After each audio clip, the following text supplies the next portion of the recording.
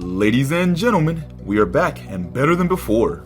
Today we'll be diving into the story of the worst haircut that I've ever gotten. So buckle up your seatbelt and get your popcorn ready because this will be quite the show. But before we start, you might want to look at the original haircut videos so you know this isn't the first bad haircut that I've got. No.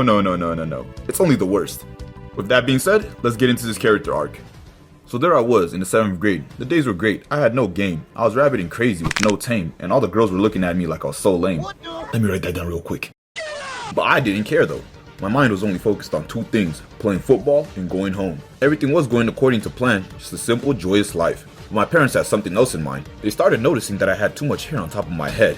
I mean, yeah, I did notice it too, but I was trying to enjoy the days while they were still good. Because I know sooner or later, they will get me. And unfortunately, sooner did came much more sooner than I thought. A haircut was inevitable, but I didn't know whose turn was it, my mom or dad. But I do know it's time to mentally prepare myself, except not just mentally, also physically and emotionally too. The amount of torture I was about to endure requires painkillers and possibly a gun. So it came the day for me to finally get my hair cut.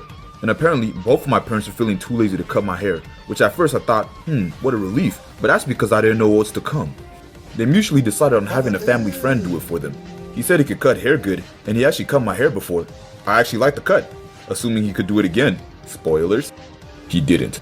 So me, my brothers, and my family arrived at his house. We greeted each other, and while we waited for him to get his equipment, he was playing a documentary in the background about Mansa Musa.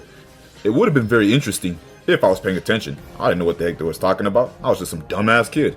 Well, after some times, he came back with his tools and asked who wanted to go first. Well, I decided to be the sacrificial lamb and step up to the plate. And before we started the haircut, this dude really started spreading some wisdom to me, talking about it's important to maintain your looks to be more desirable. That's why women put on makeup. And as for men, our makeup is our haircut. And if it doesn't look good, you aren't desirable to anybody. After hearing that speech, I've never felt so confident in my life. After delivering that speech, I thought this man was gonna give me the greatest haircut to ever grace this earth. Anyways, the second I felt those clippers touch my head, I knew it was over. Because it didn't feel like any normal clippers. Better yet, any type of tool that should be let anywhere near people's heads. My head was vibrating. I saw sparks flying out the direction he was clipping. What's going on? Is this nigga using a chainsaw? The only thoughts running through my mind was, I gotta get out of here. But it was already too late, because once you start a haircut, you have to finish it no matter how bad. At the corner of my eyes, I looked at my brothers and I saw fear in their eyes. They know they didn't have much time to escape. My parents were blocking the doors like trolls at a bridge. Except, there was no bridge. And they might actually be trolling us to think these haircuts actually look good. Let's just fast forward to the next day, right when I was leaving for school. I used the windows of my dad's car to look at my reflection, only to see that monstrosity. How did this nigga do this? He somehow found a way to make me ski bald with patches and a lineup identical to the iPhone X when it first dropped. Brother, what the hell did you do to me? Brother, what the hell? I tried being delusional by squinting really hard and telling myself it's not that bad. Hey, maybe at this angle it doesn't look too bad. At school, first and second period weren't too bad. I was asked by some people why did I cut my hair, and I just answered, I just like being bald. And I was kinda lucky, my crush at the time didn't see me, yet. But not too bad till third period came along. That was the beginning of my downfall. First of all, when I was on my way to class, a shorty that's never spoken to me before came up to me and said, wow, you are right, SHUKURTTLE really is bald as fuck, and laughed. I was like, damn, but I brushed it off and kept it pushing. I finally reached class, and then it started. This dude that I always get into roast session with was informed that I got a haircut, and as soon as he heard me walk into the classroom, he turned his neck 180 degrees around, and I just knew it was over after that. All I heard was, oh, whoa, SHUKURTTLE, no way, you really look African now.